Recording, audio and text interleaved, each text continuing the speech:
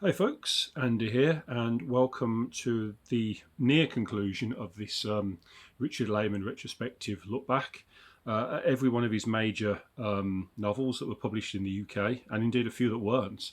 All his collective full-length works, really, and my rankings of them. And today I am at number 4 in the top 37 list. Can't believe it's been this long. But yeah, the closer we get to number 1, the more difficult this gets because of the fact that I think on any given day, I could have an equally valid point for putting any one of these books at number 1 in many, many regards. So the top 5 is, I mean, the top 10's been challenging, but this top 5 has certainly been a difficult process for me to actually really sum up which Layman books I think deserve particular attention and where to put them. So anyway, today I'm on at number 4, and I've chosen a fan favourite at number 4, and I know why it's a fan favourite, and I completely agree. I've chosen the Travelling Vampire Show, which was released in the year 2000 and was the last book that Layman wrote and had released in his lifetime. Everything else that came after this was released after he died, including Light in the Lonesome October and all the subsequent posthumous releases and the Friday Night at Beastdays book.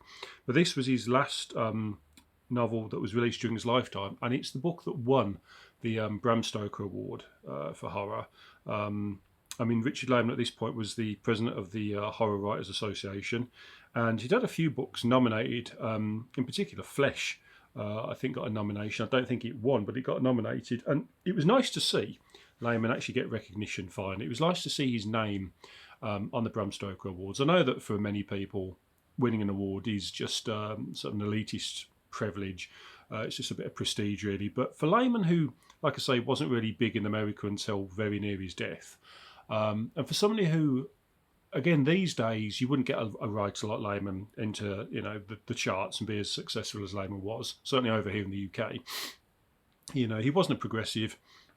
He wasn't exactly a liberal. He wasn't, a great advocate for many things that people these days are. But he was a writer of his time who set out to just entertain. Sometimes he did it in a childish and even offensive manner, but he certainly achieved his goal.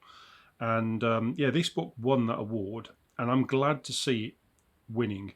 In saying that, I do think a part of why it won was because Lehman died, and the award came after his death.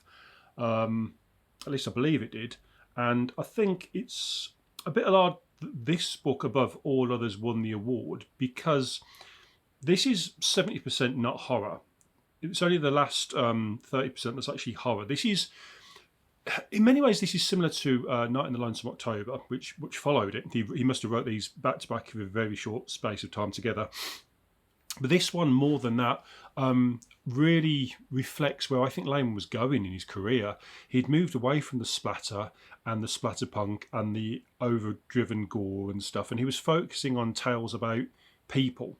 Night in the Lonesome October, I've said, talks about a guy who's recently going through a breakup and encounters all sorts of weirdness going on the streets. And it's an okay book. It's another fan favourite, but this one focuses on a group of 3 friends. There's Dwight, Slim, and who's the other one? Is it Rusty?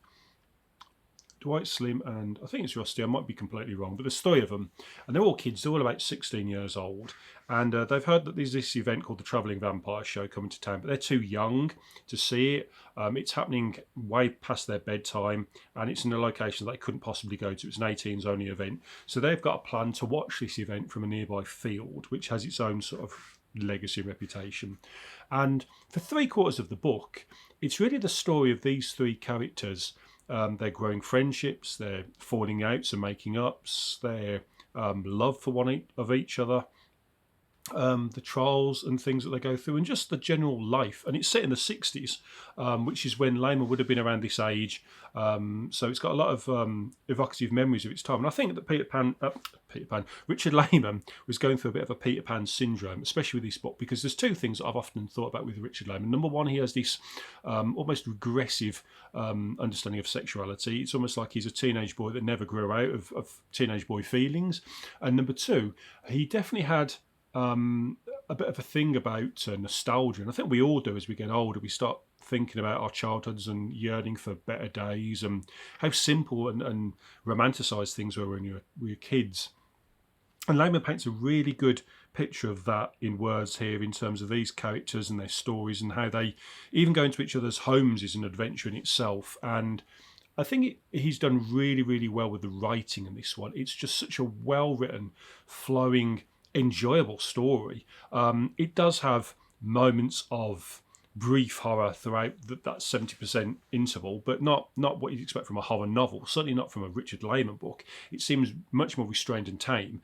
But at the same time, I just loved the story of these characters, and this this time for better days in the early 60s, and all this freedom that these characters explored, and their quest to see this vampire show. It's just a really, really well written tale that feels very sort of evocative of the time. Of course, being a Layman book, and it's a horror novel, things do tilt into gear once the kids do get into the travelling vampire show aspect. It's roughly 100 and something pages of the book, and it does kick into full gear, and it's every bit as outrageous and gruesome and sexually charged and brilliant as anything else he's written. I think it needed to be sort of exciting in order to hold the attention of somebody who's thinking, well, this isn't a horror novel, where's the good stuff? And I think Layman really did hit it out of the park with what he wrote here. And if you haven't experienced it, I absolutely advise going in without any spoilers. Don't read any reviews. I mean, I'm not going to spoil it myself for you, but it's a really great conclusion to the book. It's definitely where Layman showcased he was a horror writer first and foremost. But I think of all of the Layman books that he wrote, this one has one of the best stories, some of the best characters, and it's his best. It's his second best first person novel, which people may be scratching their heads thinking, well, what was number one? You'll find out soon. It's got some great characters, a great story, brilliant ending, which is graphic and shocking and horrific, but the actual build of it is also equally fun. Not horror. So some people who just want blood and guts all the way through might be disappointed with that aspect. I wasn't, because I was really refreshed by how different it was to these other stories, and I think it's one of his tightest, best written books. So that's it. I'm not going to really say any more because I don't want to spoil it for you. If you have read it, you'll know why I enjoy it so much. At least I hope you do. Like I say, it's all subjective. We like what we like. These are just my recommendations, and if you think this is awful, that's no less on you. It's just personality, it's just taste at the end of the day. If you don't like it, I hope you like one of the others. But for me, this is my number 4. Interesting, it's 2 vampire books back to back, but they're both vampire books different. The Stake was a vampire book that really isn't, and this has got vampires in it, and that's all I'll say about that.